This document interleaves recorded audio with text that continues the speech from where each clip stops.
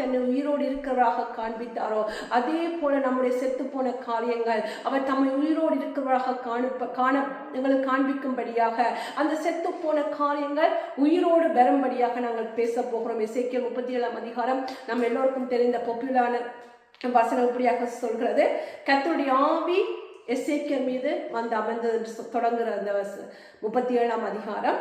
அவர் சொல்லுகிறார், ஆண்டவர் அவர் பார்த்து கேட்கிறார். அவர் 3ஆம் வசனம் இப்படியாக சொல்கிறது, அவர் என்னை நோக்கி மனுபுத்திரனே இந்த எலும்புகள் உயிர் அடையுமா என்று கேட்டார். அதற்கு நான், கர்த்தராகிய ஆண்டவரே தேவரீர் அதை அறிவீர் என்றேன்.